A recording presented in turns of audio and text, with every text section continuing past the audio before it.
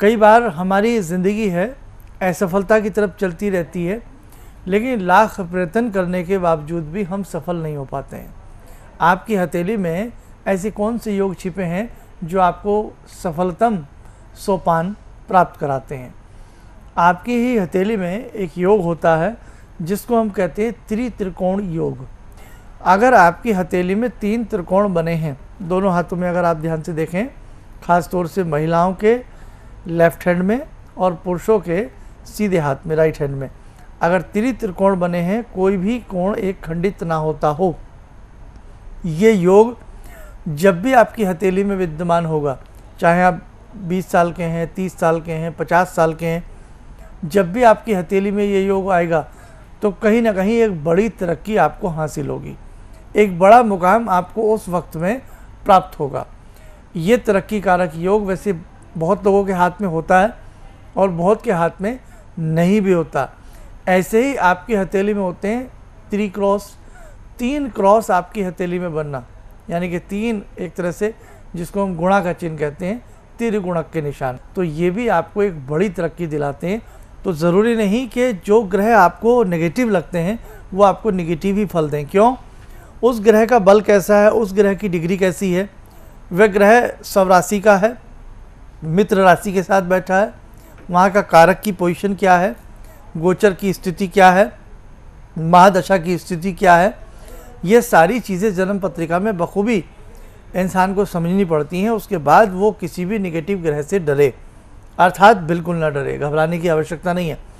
अब रही बात आपके जीवन से संकट, कारकंटक ये दूर हों, एक काम कीजिएगा, 10वीं महाविद्या में एक महाविद्या की आप किसी पारंगत व्यक्ति से दीक्षा लें और दीक्षा लेने के उपरांत आपके जीवन में देख लेना कितना आमूलचूल परिवर्तन आपको महसूस होगा।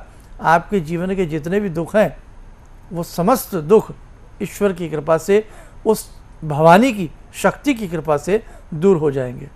दर्शकों, एक बात हमेशा समझें, गुरु और गुरु भक्ति, कई बार हमारे मन में तरह तरह के विचार आते हैं, तरह तरह की बातें सुनते हैं, तरह तरह के ख्यालात आते हैं, लेकिन हमेशा ध्यान रखना, संसार में जिसने भगवान के नाम की डोर को पकड़ा है, मेरी बात को बहुत गहरे से समझिएगा प्लीज़, संसार में जितने भी प्राणियों ने भगवत नाम, भगवान के नाम की डोर को पकड़ा है, वो भव सागर से पार हो जाते हैं।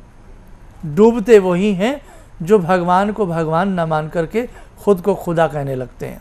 हमेशा ध्यान रखना, जब तक आपके पास भगवान की डोर आपने बांधी हुई है, हमारे ऋषि थे, आपके मतलब हमारे, मैं इसी बात को कैलकुलेट करता हूँ, वो हमें क्या कहा करते थे, बेटे राम का नाम जपो, बेटे गायत्री मंत्र पढ़ो, बेटे शिव का मंत्र पढ़ो, कहते थे ना। और आज भी कहीं ना कहीं आप किसी भी मज़हब की बात करें, किसी भी धर्म की बात करें, जब तक व्यक्ति अपने धर्म के ऊपर अटूट विश्वास करता, चाहे वो किसी भी मज़हब से जुड़ा हो, वो मजहबी जब तक अपने मज़हब से जुड़ा रहता, उसका बाल बांका नहीं होता, कुछ नहीं होता उसको।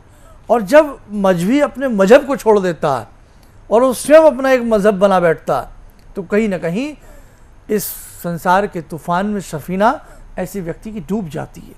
इसलिए कई बार हम ऐसा सोशल मीडिया पर पढ़ते हैं, ऐसा संकट आया, वैसा संकट आया, ऐसा हमने धर्म के नाम पर यह किया, लेकिन हमें ये भी देखना चाहिए कि किस धर्म के नाम पर हम कौन से धर्म को मान रहे थे, हम किस धर्म को फॉलो कर रहे थे। तो सारी चीज़ें हैं। आप इस्लाम से जुड़े हैं, आप चिपक जाइए कुरान शरीफ से, आप सिख धर्म से जुड़े हैं, आप चिपक जाइए गुरु गोविंद साहब से, चिपक जाइए ग्रंथ साहब से। अरे जब हम अपनी मूल जड़ों से चिपक करके रहेंगे, भगवान हमें बचाते हैं, गुरु गोविंद सिंह जी हमें बचाएंगे, भगवान हमें बचाएंगे। तो कहने का मतलब मेरा दर्शकों, कोई भी धर्म हो, धर्म सब अच्छे हैं, लेकिन जब हम अपने धर्म को छोड़ देते हैं, उससे संजीव विच्छेद कर लेते हैं, कहीं ना कहीं दूर चले जाते हैं अपने धर्म से, तो कहीं ना कहीं हम डूबने लगते हैं।